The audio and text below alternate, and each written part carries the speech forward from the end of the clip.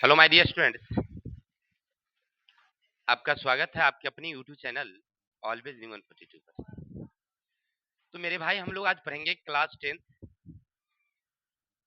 Biology का chapter number 8, यानी ये लास्ट चैप्टर है हमारा, जिसका नाम है हमारा पर्यावरण।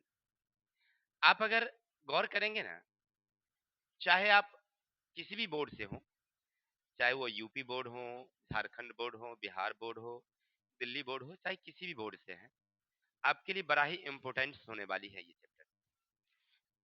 हमने थोड़ा सा गौर किया है कि चाहे बोर्ड जो भी हो, एनसीईआरटी से ही जुड़ा होता है, एनसीईआरटी, और उसी मॉडल पर हम लोग आज पढ़ने वाले हैं।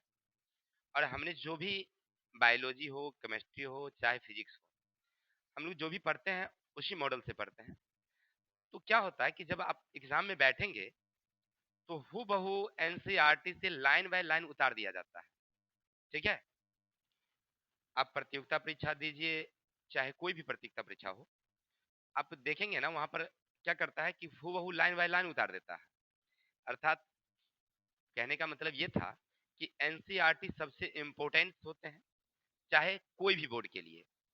अब रही बात, आप बिहार बोर्ड में हैं तो बिहार बोर्ड के लिए भी इम्पोर्टेंस है। अब यहाँ से हम लोग जो पढ़ेंगे तो वहां से सब्जेक्टिव क्वेश्चन तो बनेंगे ही, साथ ही साथ ऑब्जेक्टिव क्वेश्चन भी बनेंगे यहीं से। बस आपको क्या करना है, मोबाइल को फुल स्क्रीन करिए और किसी स्टैंड या किसी बुक के सहारे इसको टिंगा दीजिए और शांति मूड में ना ध्यान से उसको सुनिए, देखिए, तो सब कुछ आपको यहीं समझ में आ जाएगी। फिर ना तो बुक पढ़ने की जरूरत होगी, ना ही कोई वीडियो देखने की जरूरत होगी। इतना मुझे आशा और विश्वास है। तो इसी आशा और विश्वास के साथ शुरू करते हैं। सबसे पहले हमारा पर्यावरण है, यानी हम जहाँ रहते हैं ना, इसके आसपास की चीजों के बारे में हम लोग पढ़ेंगे। यहाँ पर रहने वाले जितने जीव जंतु हैं, पेड़ पौधे हैं, उनके बारे में पढ़ेंगे। उनसे क्या लाभ होती है, क्या हानि है, और उनके बीच में आपसी संबंध क्या है, इन चीजों को हम लोग यहाँ पर क्लियर करने वाले हैं। ठीक है, चलिए, तो हमारा पर्यावरण समझ गए, यानी हम लोग जहां रहते हैं। अब समझिएगा, किसी भी जीव के चारों ओर फैली हुई भौतिक अजैव और जैव कारकों से निर्मित दुनिया जिसमें वह निवास करता है, जिससे वह प्रभावित होता है, उसे उसका पर्यावरण या वातावरण कहते हैं। अभी जस्ट हमने बताया आपको कि आप जहां रह रहे हैं, नहीं रह रहे हैं, यहाँ पर बहुत सारे जीव जंतु हैं। अब गौर करके देखिए, छोटे छोटे जीव से लेकर के बड़े से बड़े जीव हैं, और वो सब कहीं ना कहीं आपको लाभदायक होंगे, कहीं हानिकारक भी होंगे।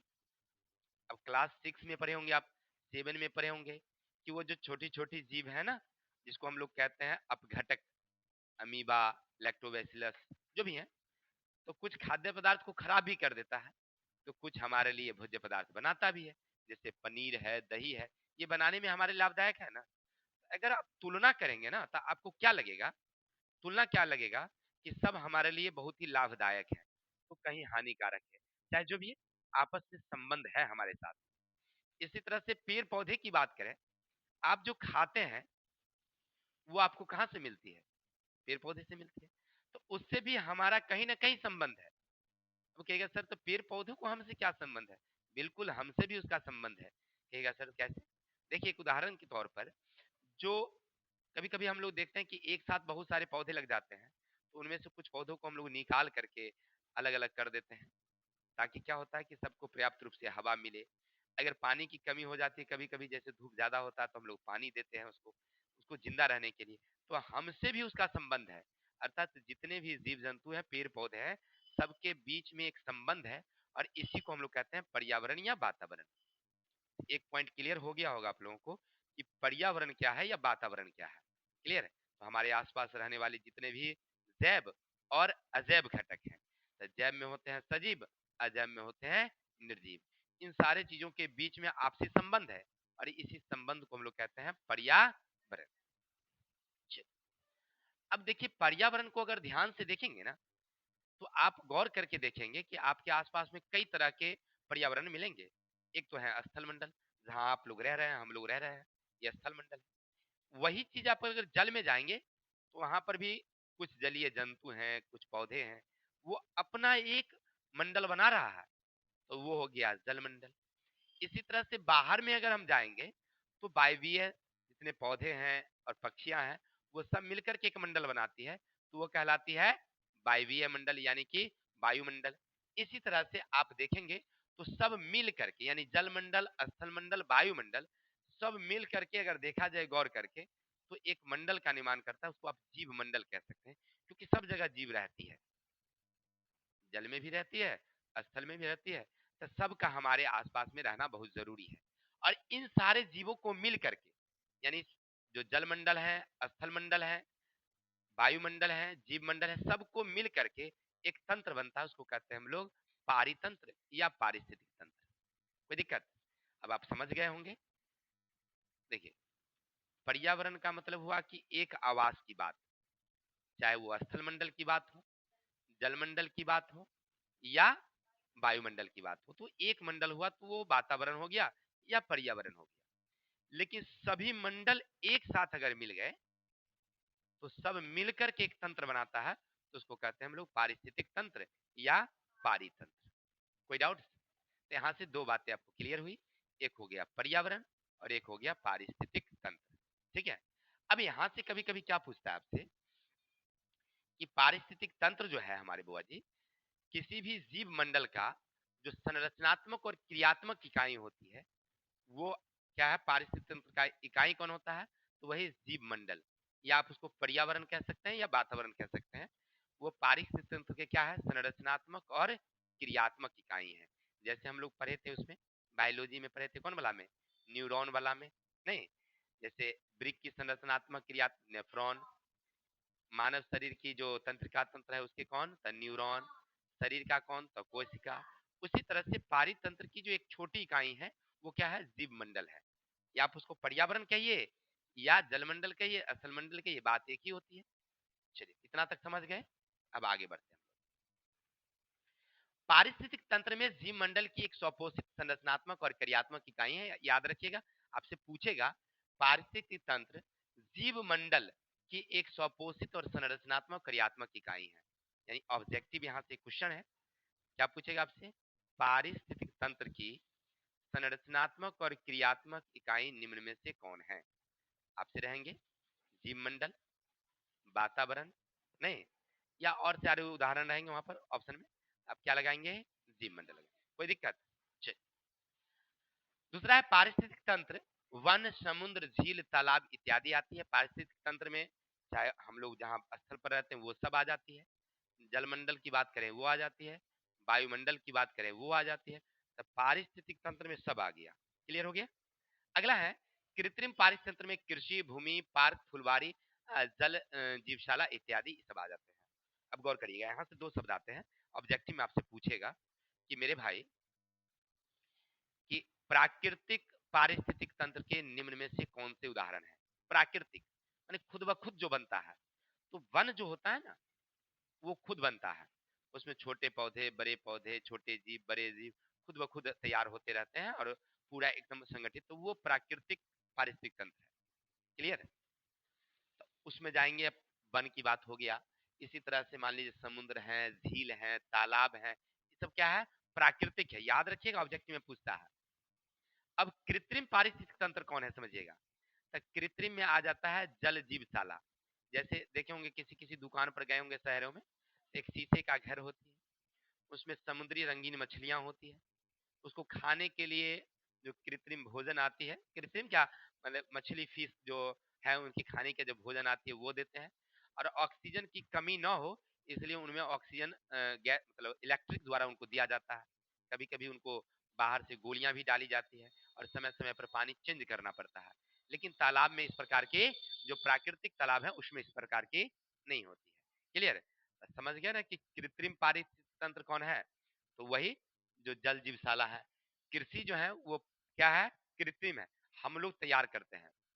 भूमि, पार्क, फुलवारी, ये सब क्या है, हम लोग तैयार करते हैं, ये खुद ब खुद नहीं। देखिए क्या होता है ना कि फुलवारी खुद नहीं होती है, अगर फुलवारी आप छोड़ देंगे ना तो बहुत सारे जीव जंगल बहुत सारे उग जाएंगे, नहीं उग जाएंगे।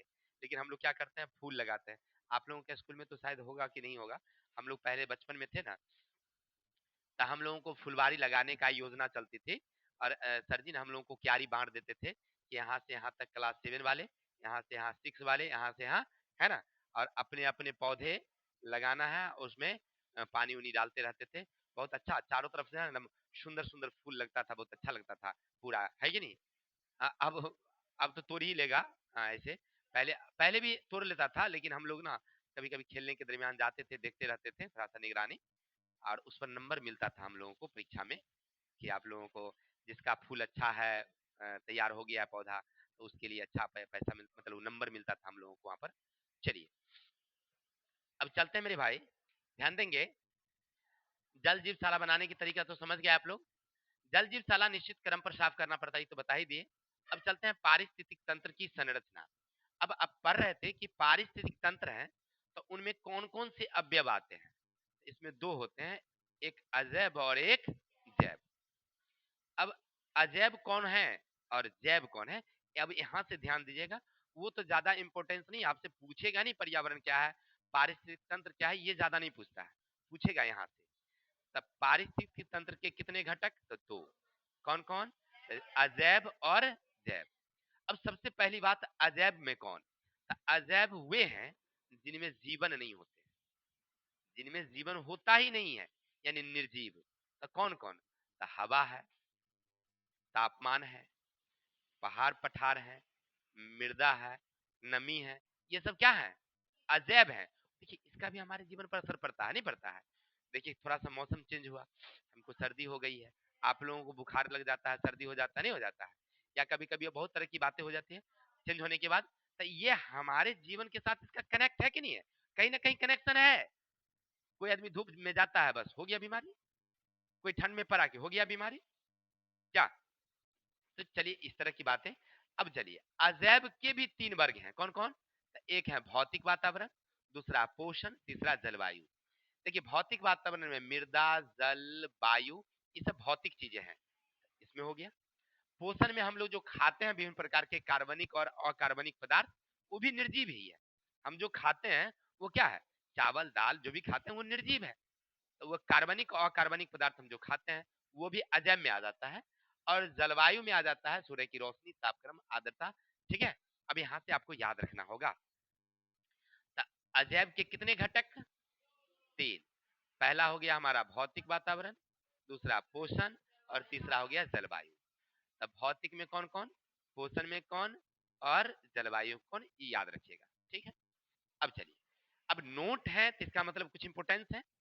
किसी पारिस्थितिक तंत्र में जैव अवयव का प्रकार निर्धारण अजैव अवयव के गुणों पर निर्भर करती।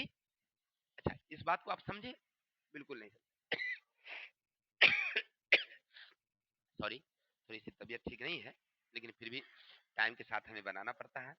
चलिए सुनते हैं। हम लोग पढ़ रहे थे कि कह रहा है कि कोई भी पारिस्थितिक तंत्र में जो जैव घटक है ना, उसके प्रकार किस पर निर्भर करते हैं, तो अजैव पर निर्भर करते हैं।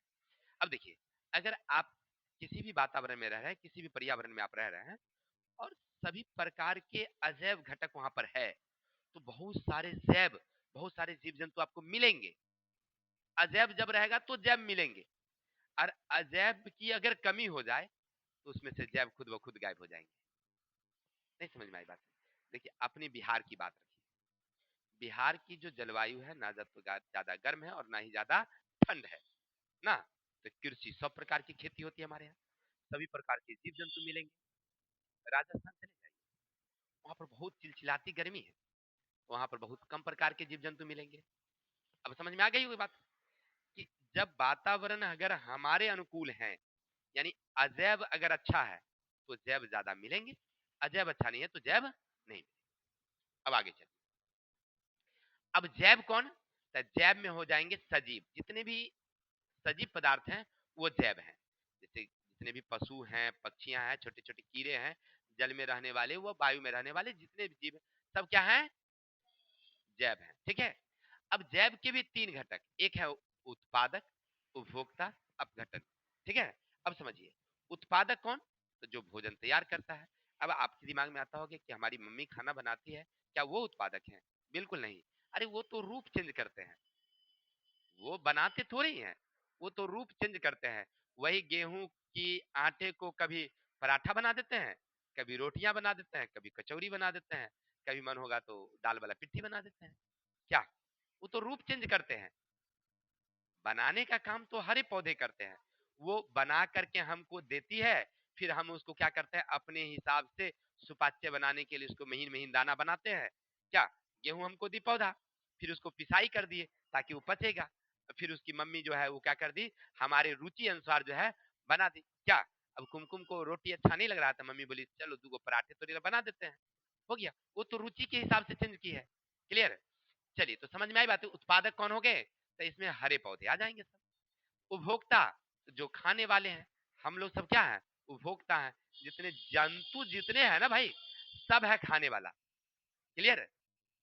अब है एक है अपघटन करता, तो जो हम सब खाए या पौधे जो हुई उस सब को फिर गलाने पचाने का काम कौन करती है, अपघटन करता करती है। यानी उसको आप कह सकते हैं अपघटक। जैसे अमीबा है, पैरामीशियम कवक है, ये सब क्या है, सबको सरा गला को है वायुमंडल में वातावरण में नहीं देखे हैं। अच्छा देखिए, आपके यहाँ टमाटर है, टमाटर बैगन तो होता होगा, उसको ना छोड़ दीजिएगा 10 दिन, वो देखिएगा पूरा सौर के उसमें जो है ना इतना इतना वो खुदुर खुदुर करने लगेगी, है कि नहीं। फिर उसको लकड़ी से ऐसे करके देखिएगा तो उसमें दिखाई पड़ेगी अमीबा का वही वो अमीबा का बड़का बड़का रूप समझिए उसको। क्या समझे? मतलब बता रहे हैं वो रूप, यानी वो सर रही है ना, वो अपघटनकर्ता के कारण सर रही है। क्लियर है? चलिए अब चलते हैं बुआ जी। समझ गया ना कि जैव में कौन कौन, तो उत्पादक, उपभोक्ता और अपघटन। ठीक है? अजैव में 3 गो, भौतिक, पोषण और जलवायु। और जैव में फिर 3 गो, कौन कौन, उत्पादक, उपभोक्ता और, अब यहां से हम लोग फिर से डिटेल से चर्चा करेंगे। देखिए उपभोक्ता, उत्पादक कौन है भाई, तो याद रखेंगे उत्पादक वह है जो अपना भोजन स्वयं बनाते हैं। अब इसको बनाने के लिए क्या की जरूरत होती है, ये बताने की जरूरत नहीं है, ये तो हम लोग पहले वाली चैप्टर में पढ़ लिए थे कि उसको सूर्य प्रकाश चाहिए, कार्बन डाइऑक्साइड चाहिए, धरातल से खनिज लवण चाहिए, और पत्ती में तो क्लोरोफिल रहती है, तो इसी से अपना भोजन तैयार करते हैं। क्लियर? याद रखेंगे जो उत्पादक हैं वो स्वपोषी होते हैं क्योंकि अपना भोजन खुद बनाते हैं, और इसमें सभी हरे पौधे आ जाते हैं जितने हरे पौधे हैं। हाँ अपवाद में एक आध गो पौधा ऐसा है जो अपना भोजन खुद नहीं बनाता है, जिसमें हम लोग पढ़े थे कौन सा, अमरबेल की कहानी पढ़े थे, नहीं पढ़े थे? चल, किसी भी पारिस्थितिक तंत्र में हरे पौधे का रहना आवश्यक है, इसके कई कारण है। अगर पौधा नहीं रहेगा तो फिर पूरी पारिस्थितिक तंत्र ही बिगड़ जाएगी। अब कहेगा सर कैसे? पहली बात, सभी जीवों को भोजन का आधार है, जितने जीव है ना उस सब भोजन का आधार वही हरे पौधे हैं। हम लोग प्रत्यक्ष रूप से या अप्रत्यक्ष रूप से अगर भोजन करते हैं तो कहां से करते हैं, पौधे से। क्या अब मान लीजिए जो मांसाहारी जीव है वो तो पौधा नहीं खाता है, लेकिन वो तो पौधे को खाने वाले ही जीव को खाता है। क्या जैसे खरगोश पौधे खाती है, शेर बाघ जो है खरगोश को खा लेते। मान लीजिए अगर पेड़ पौधा नहीं रहे तो खरगोश रहेगी क्या, खरगोश नहीं रहेगी तो फिर बाघ रहेगी क्या। बाघ को रहने के लिए तो फिर खरगोश जरूरी है, और खरगोश को रहने के लिए पेड़ जरूरी है। क्या आप समझ गए ना कि जितने जन, अच्छा वो भी आगे चलेंगे। ठीक है? तो जितने भी जीव है ना, तो सबके लिए भोजन का आधार कौन, पेड़। दूसरा है सौर ऊर्जा के परिग्रहण का माध्यम यही है। देखिए याद रखिएगा पूरे पारिस्थितिक तंत्र में ऊर्जा का सबसे बड़ा स्रोत अगर है तो वो सूर्य है। ऑब्जेक्टिव क्वेश्चन, पारिस्थितिक तंत्र में ऊर्जा का सबसे बड़ा स्रोत, लेकिन दुर्भाग्य की बात कि मानव इतनी विकसित प्राणी है, आज तक इसको क्लोरोफिल नहीं आ पाया। अगर क्लोरोफिल हो जाता, धूप में बैठ जाते, पेट भर जाता, बात खत्म, क्या टेंशन होती, क्या हो। लेकिन क्लोरोफिल हमारे पास नहीं है, ये पेड़ पौधों में है।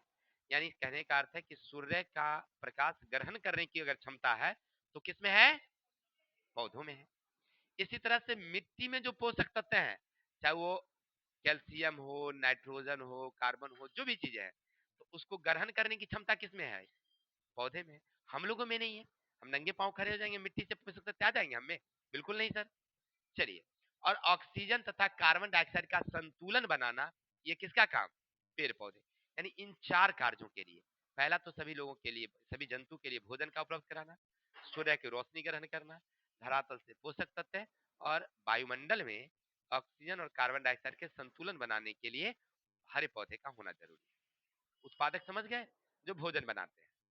अब आगे है उपभोक्ता। उपभोक्ता कौन? तो उपभोक्ता वह है जो दूसरे द्वारा बनाए गए भोजन को ग्रहण करते हैं। अब हम लोग उपभोक्ता हैं, गाय भैंस कुत्ते बिल्ली बकरियां जितने भी हैं, सब क्या है? उपभोक्ता है। वो अपना भोजन खुद नहीं बनाता है, पेड़ द्वारा बनाए गए भोजन को ग्रहण करते हैं, या पेड़ को खा करके जो जंतु अपना शरीर तैयार करता है हम उसको खा लेते हैं।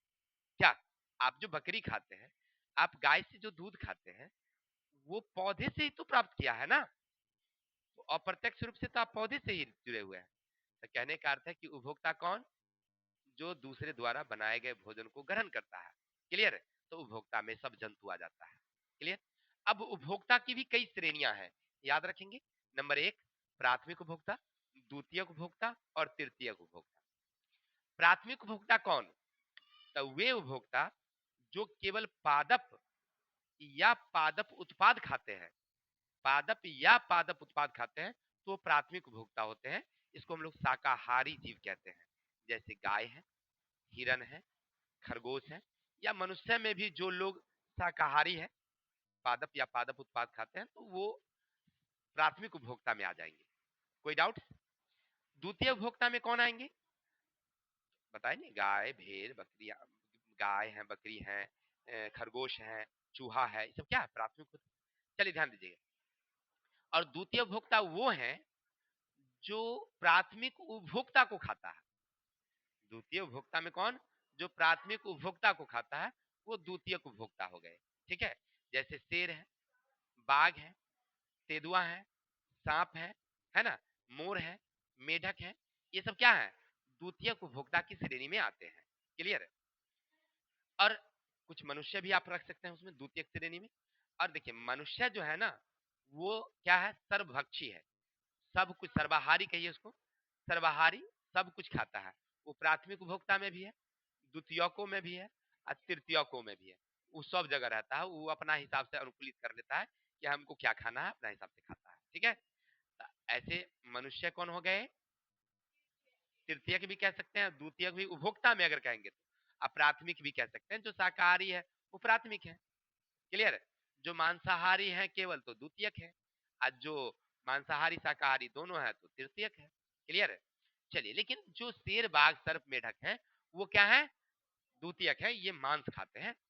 और तृतीयक में कौन आएंगे? तो तृतीयक में वही जो द्वितीयक वाले हैं, वही तृतीयक में भी आ जाते हैं, और द्वितीयक में भी और तृतीयक में भी। नहीं समझे बात? समझिएगा। और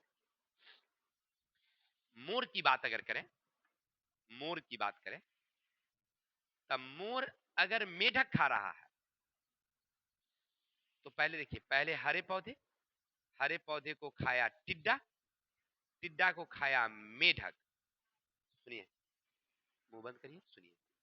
हरे पौधे ये उत्पादक हुए, उसको खाया टिड्डा, तो टिड्डा हो गए प्राथमिक उपभोक्ता, और टिड्डा को खाया मेढक, तो ये हो गया द्वितीयक उपभोक्ता। हो गया? लेकिन मोर खा लिया है किसको? मेढक को, तो मोर हो गया अब तृतीय उपभोक्ता। लेकिन अगर मोर डायरेक्ट टिड्डा को खा जाए, तब हो जाएगा वो द्वितीय उपभोक्ता। समझ में आई बातें? अगर शाकाहारी जीव को खा रहा है तो वो हो जाएगा द्वितीयक, अगर मांसाहारी को खा रहा है तो हो जाएगा तृतीयक। समझ में आई बातें? कभी कभी आपसे पूछेगा कि मोर किस उपभोक्ता श्रेणी में है, प्राथमिक, द्वितीयक, तृतीयक। अब लिख देगा ख और ग दोनों, इनमें से कोई नहीं। ठीक है ना? ख और ग वाला में लिख देंगे। ठीक है? अगर कहेगा कि भाई दोनों रहेगा, तो वहां पर ऑप्शन कभी कभी नहीं देता है ख ग, प्रथम द्वितीय तृतीय कर देगा इसी करके। ठीक है? तो आप वहां पर तृतीयक लगाइएगा तब। ठीक है ना? क्योंकि मोर अक्सर जो है ना मेढक या सांप को ही खाती है। ठीक है ना? तब वो तृतीयक में ही ज्यादा रहता है।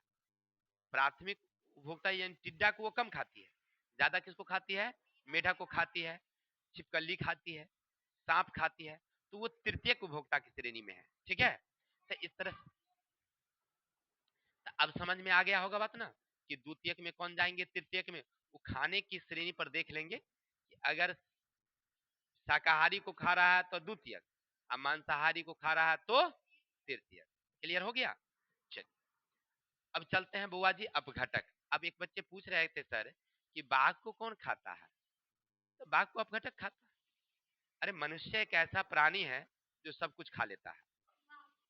हाँ, अरे जंगली जानवर को हम लोग शिकार करते हैं ना, अरे हम नहीं खाते हैं, जो जंगली लोग हैं, देखे होंगे टेलीविजन में, वो आया बाघ को पकड़ा और 2-4 में बात खत्म कर देता है। हाँ, पहले ऐसे ही होता ही था, बाघ को पकड़ कर हम लोग मार के खा जाते थे। या तो वो हमारा शिकार कर लेता या हम उसका शिकार कर लेते क्या। चलिए जो भी है, अगर नहीं भी मरा मान लीजिए, तो धीरे धीरे उसकी एक आयु होती है, आयु के बाद वो धीरे धीरे क्या हो जाएगी, मृत होगी। तो मृत होने के बाद उसकी पूरी बॉडी को कौन खा जाता है, अपघटक। सरा गला करके नहीं। आप देखेंगे आपके बगल में कोई चूहा मर गया है, कोई बिल्ली मर गई, कुत्ता मर गया ना, और उसमें टंगरी में रस्सी बांध के अरे जो घिसियाते घिसियाते उधर रखाया खेत में, नहीं उधर पूरा एकदम 5 दिन बाद पूरा बदबू दे रहा है, गम गम गम गम गम हो रहा है, अब पूरा है ना, उस सर गल के पच गया, 10 दिन में खत्म कहानी उसका। ये कौन खा गया उसको, अपघटक खा गया। क्लियर। चलिए, तो इसमें कौन कौन आएंगे, तक्कबक और सहवाग। अब चलते हैं मेरे भाई, आहार श्रृंखला क्या है, सुनिएगा थोड़ा सा ध्यान से। आहार श्रृंखला का क्या मतलब है कि एक आवास में आप चलेंगे, बहुत श्रेणी के जीव हैं, उत्पादक हैं, उपभोक्ता हैं, प्राथमिक, द्वितीयक, तृतीयक, कई प्रकार के, है कि नहीं। लेकिन सब एक दूसरे से ना भोजन के लिए जुड़े रहते हैं। अगर सबको हम अगर एक लाइनबद्ध तरीके से लिख दें, क्रमबद्ध तरीके से, एक संरचना श्रृंखला बन जाएगी, वही तो आहार श्रृंखला है। नहीं समझे बात। जैसे चलिए आप चलेंगे थोड़ा सा खेतों में, धान के खेत में चलिए, वहां देखिएगा कि धान का पौधा जो है वो उत्पादक है, वो भोजन बनाता है, कोई दिक्कत। उसमें छोटे छोटे कीड़े आपको नजर आएंगे, टिड्डा है या कौन कौन, राम जी का घोड़ा अपने लोग नहीं देखते हैं, तो वो सब है, वो सब उसके पत्तियां को खाता है और उसमें निवास करती है। अब गौर करेंगे कि पौधा हो गया उत्पादक यानी कि धान, उसमें छोटे छोटे कीट हैं, वो हैं उपभोक्ता, प्रथम प्राथमिक उपभोक्ता। तो अगर गौर करके देखिए आप ध्यान से, तो पहले हमारी घास आ गई, इस पर निर्भर कौन करता है, टिड्डा करता है। और टिड्डा पर निर्भर कौन करता है, मेढक। अगर मेढक नहीं हो, अथी टिड्डा नहीं हो, तो मेढक जिंदा रहेगी क्या, बिल्कुल नहीं। और मेढक नहीं रहेगा तो सर्प रहेगा क्या, बिल्कुल नहीं। वो सर्प तो मेढक ही खाती है। और इसके बाद गिद्ध है या और सारे जीव हैं। तो इस तरह से अगर एक आवास के जितने जीव की बात अगर करें, तो सब भोजन के लिए एक दूसरे पर निर्भर करते हैं कि नहीं करते, बिल्कुल करते हैं। तो सबको अगर हम एक श्रेणी में लिखें, तो इससे एक संरचना श्रृंखला बनती है, इसको कहते हैं हम लोग आहार श्रृंखला। यानी एक पारिस्थितिकी में सभी जीवों भोजन के लिए श्रृंखलाबद्ध तरीके से जुड़े रहते हैं, इसी को तो आहार श्रृंखला कहते हैं। आप अपने घरों में देखिए, आपके घर में अनाज होगा, बिल्कुल अनाज होगी तो चूहा भगवान तो आएंगे ही। क्लियर। और चूहा आएंगे तो वहां पर कौन आ जाएगी, बिल्ली आ जाएगी। क्लियर। तो अनाज यानी कि उसको उत्पादक समझिए, तब कौन आई, तब कौन आई, आ गई। तो यहाँ पर तीनों के बीच में एक श्रृंखला बनी, ये क्या हमारी आहार श्रृंखला है। भोजन के लिए एक श्रृंखला है, तो इसको क्या बोलेंगे हम लोग, कोई डाउट। इसी तरह से अगर पानी में चलिएगा, तो पानी में भी छोटे छोटे पौधे रहते हैं, चाहे वो हाइड्रिला का हो, नागफनी का हो, कर्मी का, और कौन कौन सा पौधा आपने यहाँ देखे होंगे। और इन सारे पौधों को खाने के लिए छोटी छोटी कीट रहती है। क्लियर। और उन कीटों को खाने के लिए छोटी मछलियां, फिर उसको बड़ी मछलियां। आपने क्या देखा, पौधा, कीट, छोटी मछलियां, बड़ी मछलियां, इन सब के बीच में एक श्रृंखला बनती है, यही तो आहार श्रृंखला है। वन में चलेंगे, सेम प्रोसेस। वन में चलिएगा तो सबसे पहले आपको मिलेंगे हरे पौधे, उसके बाद शाकाहारी जीव, चाहे वो खरगोश रखिए या हिरन रखिए, उसको खाने के लिए बाघ। इसके बीच में एक श्रृंखला, वो आहार श्रृंखला है ना। आप चाहे जिस आवास में चले, ठीक है, जैसे आप पेड़ पर ही लीजिए ना, पेड़ में फूल है, पत्तियां हैं, उसको खाने के लिए जो छोटे छोटे पक्षी हैं, जैसे तोता है, कबूतर हैं और सारी पक्षियां वो रहती हैं। उसको खाने के लिए बाज रहती है। देखो ना, बाज क्या कहता है, पक्षियों का राजा होता है। वो तो बड़े बड़े पक्षी को लेकर के उड़िए जाती है, जानवरों को लेकर उड़ जाती है। इतनी बड़ी ताकतवर होती है, बहुत हिम्मतगर होती है वो, ठीक है ना। पानी में तो वो छलांग ऐसे लगाती है, मछली को ऊपर से देखते रहेगी, ऐसे डुबकी मारेगी और लेके उड़ जाती है उसको। क्या ऐसे भी होता है? तो कहने का अर्थ है कि आपने क्या देखा, पौधे, फिर जो शाकाहारी पक्षी हैं, फिर मांसाहारी पक्षी हैं, इसमें एक कड़ी बनती है, वही तो आहार श्रृंखला है। तो प्रत्येक आवास में आहार श्रृंखला पाई जाती है। कोई डाउट? आहार श्रृंखला समझ गए कि एक आवास में जितने भी जीव हैं सब भोजन के लिए एक दूसरे पर निर्भर करते हैं। अगर सभी को हम अगर एक के पीछे एक लिखे तो एक श्रृंखला बनती है, इसी को कहते हैं हम लोग आहार श्रृंखला। कोई दिक्कत?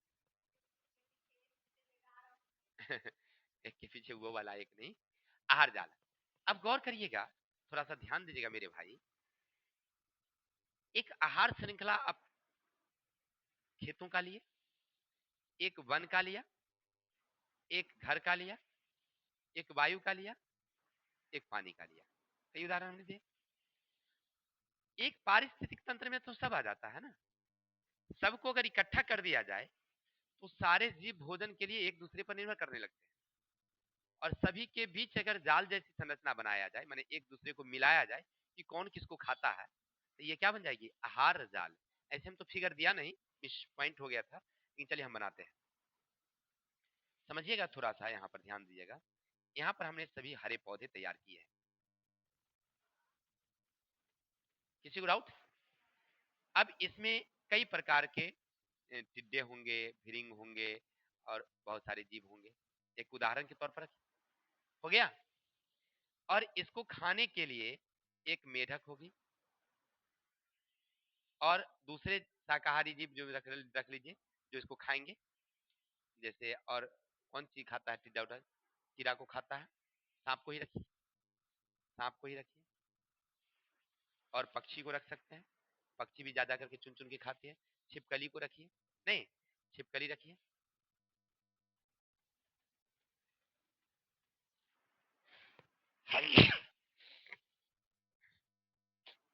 चलिए मेरे भाई, अब अगर गौर करके देखेंगे तो मेढक इसको खाती है, सांप इसको खाती है, पक्षी इसको खाती है, छिपकली इसको खाती है। कोई डाउट? लेकिन अगर आप यहीं से ध्यान देंगे तो सांप ना मेढक को भी खा जाती है, सांप छिपकली को भी खा जाती है और सांप पक्षी को भी खा जाती है। यहाँ पर चूहा रहेगा तो चूहा भी हरे पौधे खाएंगे तो सांप इसको भी खा जाती है। हो गया? चलिए अब यहाँ पर हम ले लेते हैं मोर, बाज। कोई दिक्कत? अब गौर करिएगा, मोर जो है इसको भी खाती है, इसको भी खाती है, ये छिपकली को भी खाती है। बाज की बात करें तो इसको भी खाती है, इसको भी खाती है, इसको भी खाती है, इसको भी खाती है, इसको भी खाएगी, चूहा को भी खाती है, इस कीड़े को भी खाती है। अब सारे, अब देखने से नहीं लग रहा है कि पूरा अगर जितने भी पारिस्थितिक तंत्र में जीव हैं कौन किसको खाता है, अगर हम सबको मिलाना शुरू करें एक रेखा से तो एक जाल जैसी संरचना बन जाती है। इसी को तो आहार जाल कहते हैं। समझ में आई बात? पारिस्थितिक तंत्र में जितने भी जीव हैं, अच्छा तो जीव तो है ठीक है, कौन किसको खाता है एक रेखा से मिलाना शुरू करो। तो जब रेखा खींचना शुरू करेंगे ना तो पूरी संरचना एक जाल जैसी बन जाती है। इसी को क्या बोलते हैं हम लोग? कोई डाउट? आपने पढ़ा आहार श्रृंखला और आहार जाल। इससे पहले पढ़ रहे थे आप उत्पादक, उपभोक्ता, प्राथमिक, द्वितीयक, तृतीयक, अपघटक, जैव और अजैव घटक। चलिए अब चलते हैं पोषी स्तर क्या है मेरे भाई। पोषी स्तर का मतलब क्या होता है, सुनना ध्यान देना, कि एक आवास में एक प्रकार के भोजन करने वाले जितने जीव हैं उसको एक श्रेणी में रखते हैं, दूसरे प्रकार के भोजन करने वाले दूसरे श्रेणी में, तीसरे प्रकार के भोजन करने वाले तीसरे श्रेणी में। हो गया, यही तो पोषी स्तर है। एक प्रकार का जो भोजन करेगा वो एक पोषी स्तर। नहीं समझे? उदाहरण से समझ जाइएगा। जितने हरे पौधे हैं सब क्या खाते हैं? तो सूर्य प्रकाश, कार्बन डाइऑक्साइड, खनिज लवण। चाहे वो अमरूद का पौधा हो, बरगद का पौधा हो या खेतों में रहने वाली छोटे छोटे पौधे हों, सब क्या खाता है? यही चीज खाती है। क्या क्या? सूर्य प्रकाश, कार्बन डाइऑक्साइड, खनिज लवण। और उसका कुछ भोजन है क्या? बिल्कुल नहीं सर। तो इसको कहते हैं एक पोषी यानी प्रथम पोषी स्तर। कोई डाउट? दूसरा, और गौर करिएगा कि जितने आवास हैं उनमें जितने शाकाहारी जीव हैं तो वो एक रंग का भोजन करता है, पादप या पादप उत्पाद खाता है, तो द्वितीय पोषी स्तर होंगे। कोई दिक्कत? यानी शाकाहारी जीव को हम लोग किसमें रखेंगे? द्वितीय। क्लियर है? जो मांसाहारी होंगे वो उसको तृतीय पोषी स्तर में, जो सर्वाहारी होंगे उसको अपघटक को उसकी एक अलग अलग। समझ में आई भाई? पोषी स्तर क्या है? एक प्रकार के भोजन करने वाले जितने जीव हैं उसको कहाँ रखते हैं हम लोग? एक श्रेणी में रखते हैं, तो उसको क्या बोलते हैं हम लोग? कोई डाउट? अब पोषी स्तर क्लियर हो गया सब लोगों को? अब आगे बढ़ते हैं थोड़ा।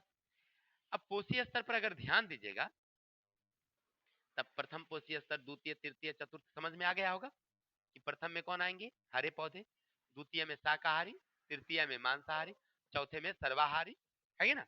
ऐसे। अब यहां से एक आहार पिरामिड बनती है।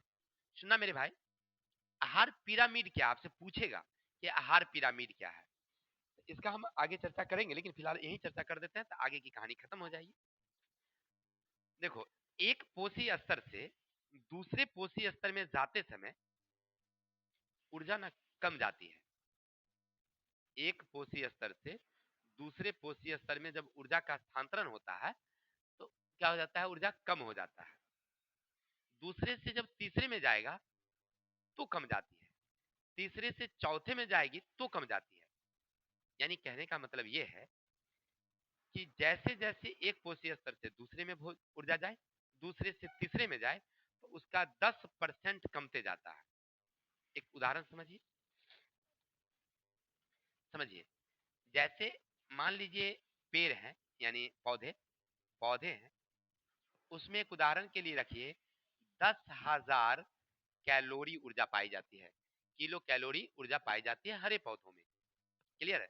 तो ये हो गया प्रथम पोषी स्तर, इसमें इतना ऊर्जा है।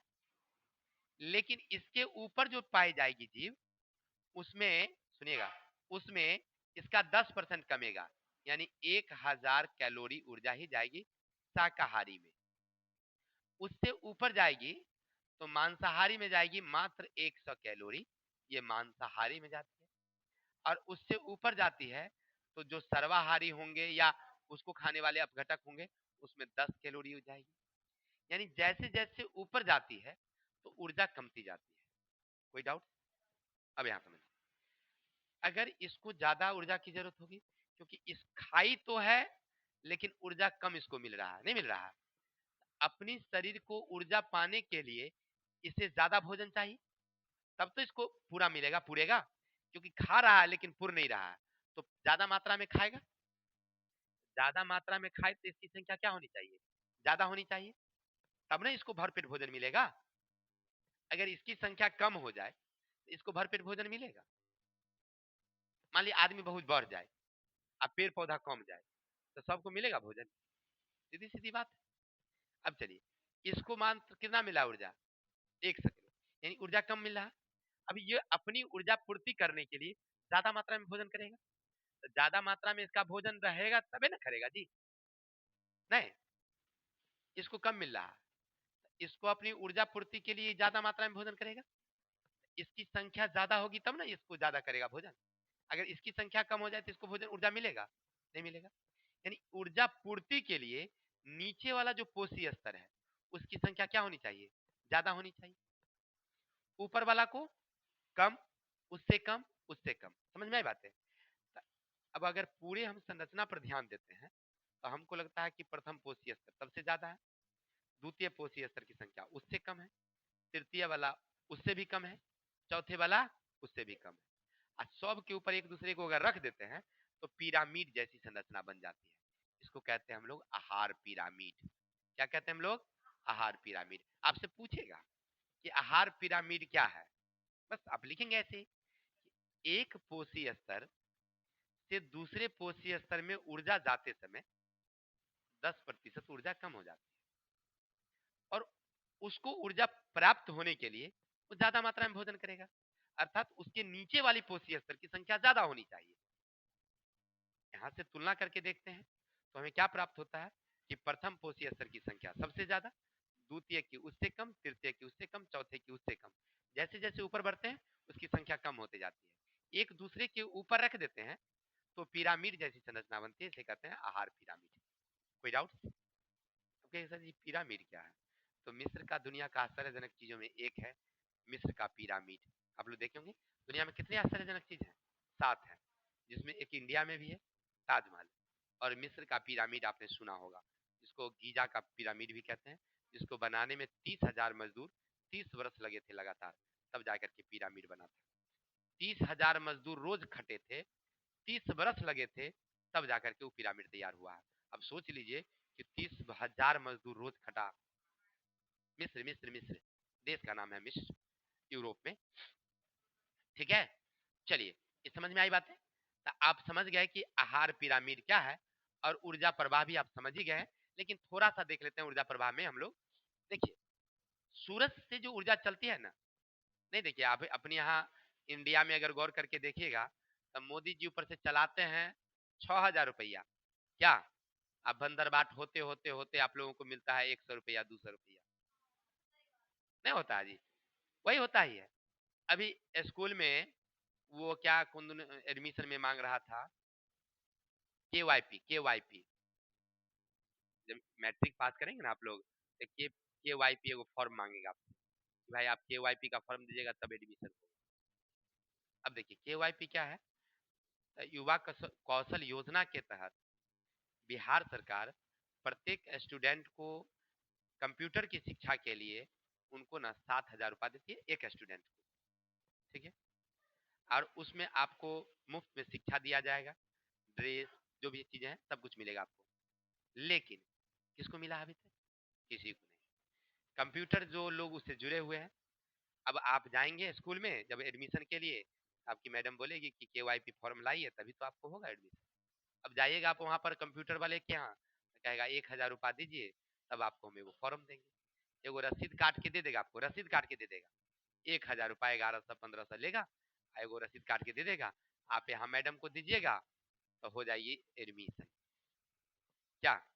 अब देखिए आप एडमिशन करा लिए, 1,000 रुपया तो यहाँ से लिया आपको, आपका नाम वहां चला गया, उसको मिलेगा कितना? आपके नाम पर 7,000। कितना हुआ टोटल उसको? 8,000।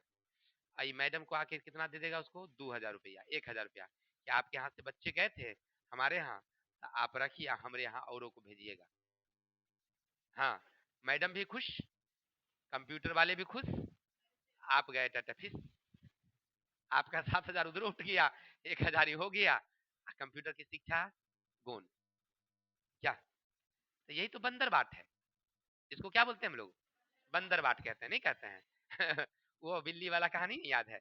दो बिल्ली लड़ रही थी, आधा आधा को रोटी खाते खाते पूरे रोटी खा गया, आ बिल्ली ताकते रह गई, बंदर बाट का पेट भर गया। क्या? तो वही बंदर बाट है। तो देखिए यहाँ पर वही होती है कि सूरज से ऊर्जा चलती है 100%। सुनो सुनो मेरे भाई, सूरज से ऊर्जा चलती है 100%, लेकिन पृथ्वी तक आते आते उसको मिलता कितना है? मात्र 1%। पृथ्वी धरातल को मिलती कितनी है? अच्छा, वो जाता कहाँ है? सूरज से दूरी कितनी है मालूम है आपको? पृथ्वी की दूरी कितनी है सूरज से? 15 करोड़ किलोमीटर, वहां लिखा हुआ देख करके देख सकते हैं आप। पृथ्वी से सूर्य की दूरी 15 करोड़ किलोमीटर। ठीक है, अब देखिए 15 करोड़ किलोमीटर दूरी से आती है तो रास्ते में कुछ इधर उधर छिड़िया जाती है, रोशनी तो है तो छिड़िया जाती है इधर उधर।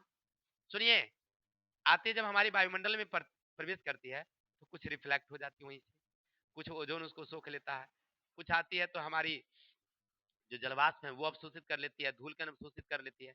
ऐसे बढ़ते बढ़ते बढ़ते उसको कितना मिलता है हमारी पृथ्वी को? अब यहाँ से ऑब्जेक्टिव पूछेगा आपसे कि सौर ऊर्जा का कितना है प्रतिशत पृथ्वी को प्राप्त होती है? मात्र 1%। याद रखिएगा, सौर ऊर्जा 1% में तो इतनी गर्मी, अब पूरा आ जाए तब का होगा भाई। नहीं, चलिए जो भी है वो आगे हम लोग पढ़ेंगे, फिलहाल समझते हैं कितना मिलता है हमें। और ऊर्जा प्रवाह समझ गए ना कितना होता है एक पोषी स्तर से दूसरे पोषी स्तर में? ऊर्जा का प्रवाह कितना? मात्र 10% कमते जाता है। 10% क्या हो जाता है?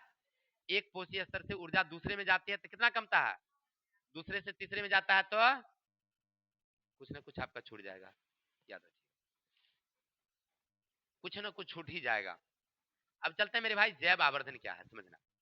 तो ऊर्जा प्रवाह तो समझ गए ना, बड़ा हम लोगों के लिए दुर्भाग्य की, ऊर्जा बढ़ना चाहिए तो ऊर्जा कम जा। हाँ एक चीज और नहीं बताया, एक बच्चे पूछ रहे हैं कि सर, बोल रहे थे हम नहीं उस समय ध्यान दिए, सर जब आप कह रहे हैं एक कोशीय स्तर से ऊपर में जाता है तो ऊर्जा कम हो जाती है, यानी कि शाकाहारी जीव को ऊर्जा ज्यादा है और मांसाहारी की ऊर्जा कम, तो फिर बघवा बकरी को कैसे खा जाता है? ये तो सोचे वाला बात है भाई का, जब ऊर्जा उसको ज्यादा है तब बकरिया को तो धर के लपेट लेता है एक के बारी में। देखिए होता क्या है, ऊर्जा जाता उसको ज्यादा है, क्लियर है, लेकिन बगवा अपनी ऊर्जा पाने के लिए, अपनी ज्यादा ऊर्जा पाने के लिए ज्यादा चीज खाता है, ज्यादा जीव को खाता है, समझ रहे ना, और उसमें ज्यादा नंबर एक उसकी बॉडी संरचना ज्यादा है बकरियों से, भैंसों से। इसके अलावा वो हिंसक जीव है, हिंसक जीव है तो वो जैसे पकड़ता है या काटता है, साहसिक है, बलवान है ना, तो जिसके कारण वो जल्दी शिकार कर लेता है। अगर आप साहसिक बलवान नहीं होंगे तो फिर आप शिकार नहीं कर पाएंगे, समझे। शेर साहसिक होता है, बड़े से बड़े जानवर को भी वो हार जाए चाहे जीत जाए उसे मतलब ना है, फिर जाता है वो, जब देखता है कि अब हमरे से ही बस के बाहर नहीं, देखे होंगे दीवार पर छिपकर ली बड़ी सी बड़ी तिलचट्टा को भी पकड़ लेती है, लपक तो जरूर लेती है उसको, चाहे वो पूरा मुंह में घुसे चाहे ना घुसे, और धैले रहती है, मुंह में ठूस ठूस के घुसती है, घुसा घुसा के ना होता है तो अंतिम में वो छोड़ देती है, तू जाओ अब आजाद हो जाओ, हिम्मत तो दिखाती है भाई। क्या बाघ शेर यही करता है, बड़े से बड़े हाथी को भी लपक जाता है ऊपर, हाथी पर लपक जाता है, हाथिया जो है सूर से उठा उठा पटकता है, अतइयो दौड़ के आता है, जब बुझ जाता है कि और ये हमरों से बलवान है, तब बेचारा भागता है डुबकी लगा के कहीं पीछे में निकल जाता है। क्या है कि नहीं, जानवर में भी वही होता है, भैंस बाघ शेर। एक शॉर्ट वीडियो हमने देखा, एक बैल जो थी, बैल मैंने सांड, जंगली जानवर आराम से आ रहा है, बाघ एकदम देख रहा है, एकदम टहलते आ रहा है झूमते हुए, बगवा देखा कि ये डरने वाला नहीं है, पीछे हट गया, बैल चला गया आगे से आराम से, क्योंकि वो हिम्मतगर था, वो बलवान था। और वही पीछे घूम के अगर पीछे घूम जाता तो शेर समझ जाता कि तो डर गया हमरे से, चलो इसको पकड़ो पिछुए से टंगड़िए पहले, गर्दने पकड़ो धराक है कि नहीं। आई किताब की ओर, तो हम लोग किताब पर चलते हैं। तो ऊर्जा कम हो गया तो देख ली। अब जैव आवर्धन क्या है, भोजन उत्पादन के लिए या अन्य कार्यों के लिए हम लोग ज्यादा मात्रा में रासायनिक चीजों का उपयोग करते हैं ना। और ये रासायनिक चीज उपयोग करेंगे ना तो धीरे धीरे ना इसकी मात्रा ना वायुमंडल में खत्म नहीं होती है, ये और बढ़ते जाता है, दिन प्रतिदिन बढ़ते जाता है, और एक कोशीय स्तर में दूसरे में जाएगा ना तो और बढ़ जाता है, दूसरे से तीसरे में जाता है ना तो और बढ़ जाता है। ये रासायनिक चीज, इसको कहते हैं हम लोग जैव आवर्धन। रासायनिक पदार्थों की मात्राएं एक कोशीय स्तर से दूसरे कोशीय स्तर में जाते जाते क्या हो जाती है, बढ़ती जाती है, तो इसको क्या बोलते हैं हम लोग, जैव आवर्धन। जैसे एक उदाहरण के तौर पर लीजिए, आप डीडीटी का उपयोग किए, डीडीटी का उपयोग किए, तो डीडीटी ना वो एक कोशीय स्तर में जाएगा, जैसे पौधे में छींटे तो उसकी मात्रा समझिए कि 1% है, लेकिन पौधे को जैसे ही शाकाहारी जीव खाएगा, यानी समझिए बकरी खाए, खरगोश खाए, है ना, तो उसमें 10% हो जाएगा। खरगोश को जैसे ही मांसाहारी जीव खाएगा उसमें 100%, डीडीटी की मात्रा 100%, और उसको कोई अगर हम खा गए तो उसके बाद 1000 हो गया। यानी कहने का अर्थ है कि जो रासायनिक पदार्थ हैं उसकी मात्रा एक कोशीय स्तर से दूसरे में जाते समय, दूसरे से तीसरे में जाते समय उसकी मात्रा बढ़ती जाती है, इसको कहते हैं हम लोग जैव आवर्धन। आप लोगों के गार्जियन कुछ बोलेंगे नहीं ना, 10 मिनट का और है, पढ़ा लेते हैं। चलिए, मानव एवं पर्यावरण, आपको लोग वो बोल दिए थे, बोल दीजिएगा घर पर, आज आज भर यही तो कर लेते हैं। हाँ तनका वही है, खत्म हो जाएगी, 10 मिनट में खत्म हो जाएगी। मानव एवं पर्यावरण, समझिएगा। देखिए मानव न सबसे घटिया चीज है, जहां रहेगा गंदा करके ही रहेगा वो, साफ सफाई तो उसको बुझने नहीं आता है, क्या है कि नहीं। अब जैसे सृष्टि गई कहाँ, पटना का चिड़ियाघर, एगो झोला में इतने कुरकुरे धर लेती, फर फर के खाई या हमसे फेंकते गई है, कर्मचारी देख लिया उसको उठवा के सब रखवा कचरा, दूसरों वाला फेंकता है उसको तू ही फेंकी उठा के रखो। अब होता है कि नहीं होता है? तब मानव और पर्यावरण का बड़ा गहरा संबंध है। अगर हम साफ नहीं रखें तो दिक्कत होगी कि नहीं होगी? अब इसमें हम कुछ कचरा फैला देते हैं, कुछ उपयोग करते हैं। हेलो, पढ़ रहा है ना तुम? कैसे पढ़ाया होता बता दें क्या? चलिए, तो पर्यावरण से हमारा गहरा संबंध है, क्लियर है? अगर इसमें हेर फेर करोगे ना तो उसका प्रभाव तुमको खुद से झेलना पड़ेगा। कोई डाउट?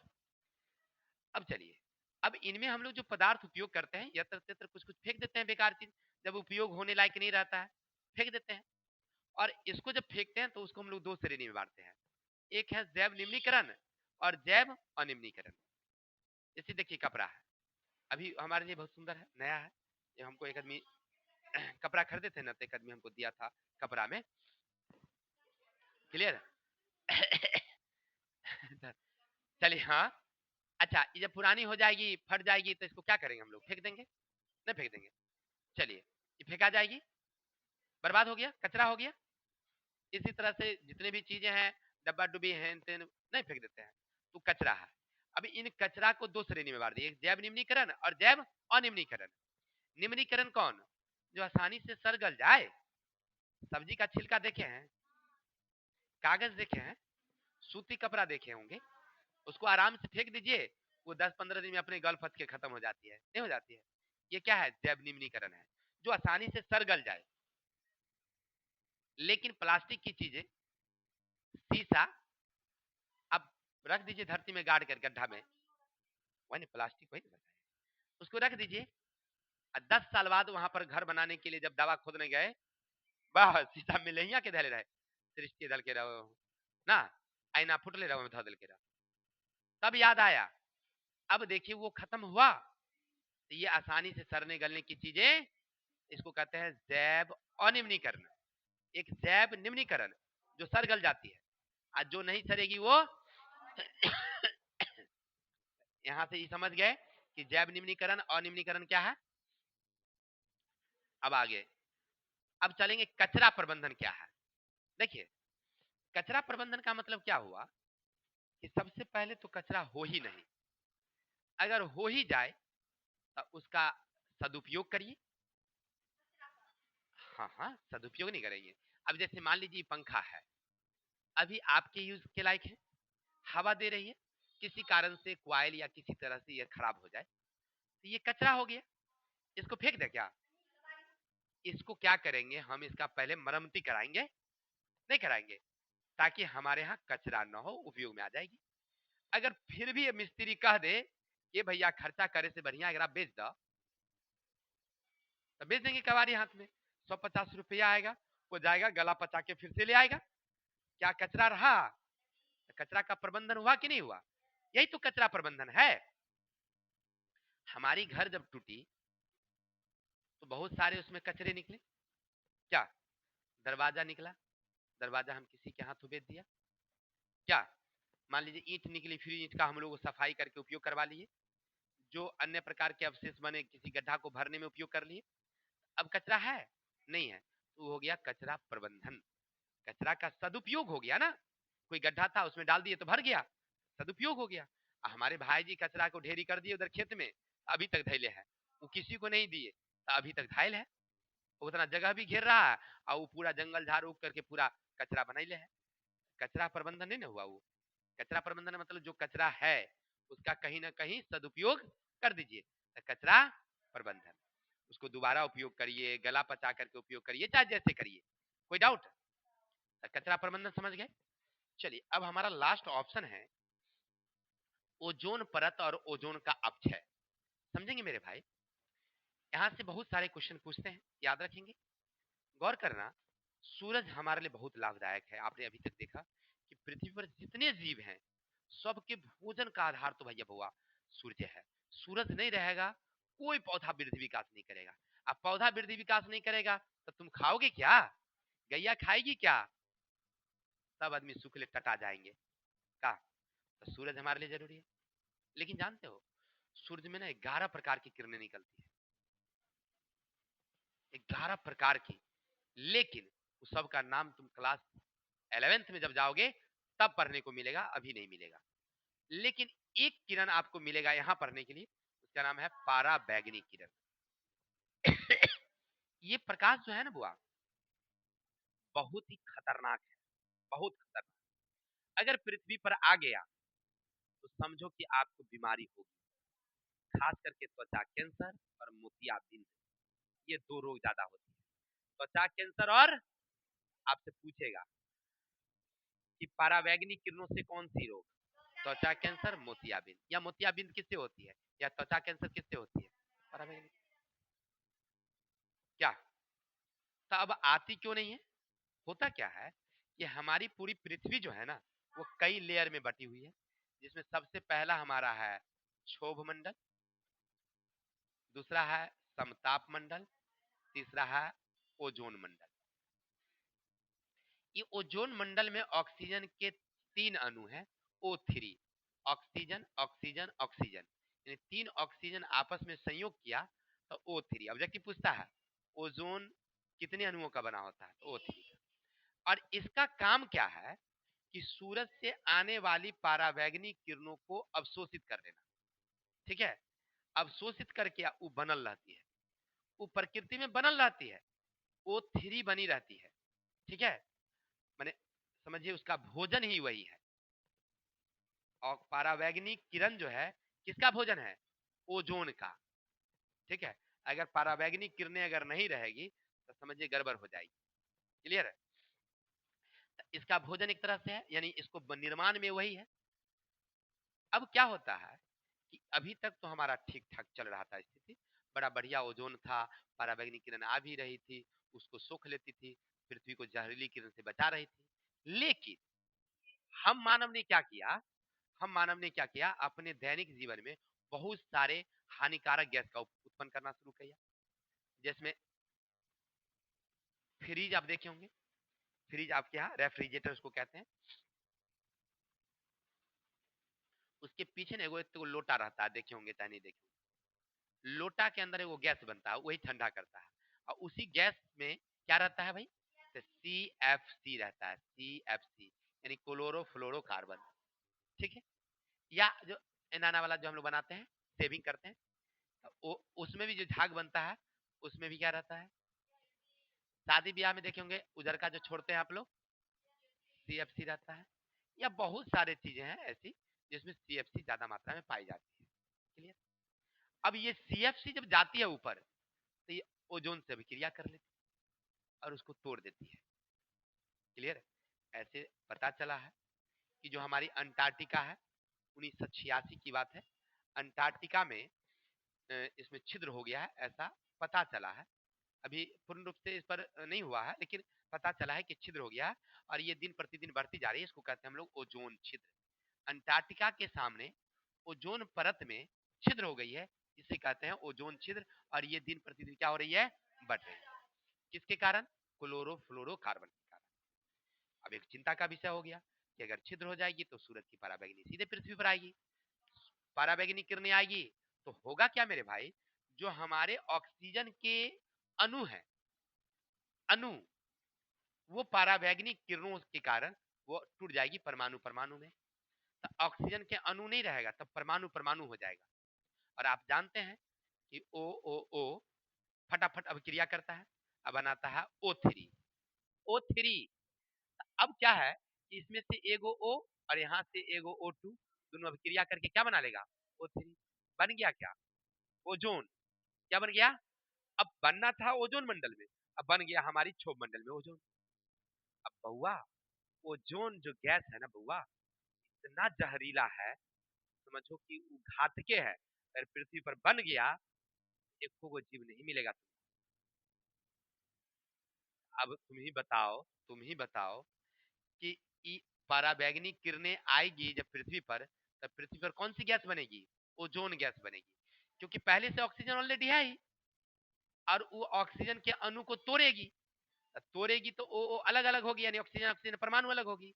और कोई अणु मिलेगा कि झट से उसके साथ अभिक्रिया करेगी और क्या बना लेगी, O3, और अभिक्रिया करके ओजोन बना करके हमारे लिए क्या कर देगी, हानिकारक। तो इसीलिए इस पर ना एक चर्चा चला। 1987 में एक सम्मेलन हुई। सम्मेलन में विश्व के सभी लोगों ने बैठा, यानी जो पर्यावरण के लोग थे, और इन्होंने विचार किया कि हम लोग जितना क्लोरोफ्लोरो का उपयोग कर रहे हैं उसके उत्पादन में कमी लाई जाए, और जितना उत्पादन कर रहे हैं उससे आगे नहीं बढ़ाया जाए। लेकिन फिर भी बढ़ ही रहा है। नहीं, चाहे जो भी है, हमारे लिए हानिकारक है। आने वाले समय में ये ओजोन परत किसी न किसी दिन छीन होगी, पूरी पृथ्वी समझिएगा खत्म। यानी पृथ्वी पर जीव इसलिए टिकी हुई है क्योंकि यहाँ पर क्या है, ओजोन परत है। ठीक है, तो उम्मीद है आपको पूरी कहानी समझ में आई होगी। तो आज के लिए इतने ही रहने देते हैं, हमारा चैप्टर समाप्त होता है। कल हम लोग पढ़ेंगे इसके क्वेश्चन आंसर के साथ। तब तक के लिए हमें विदा दीजिए। जय हिंद, जय भारत।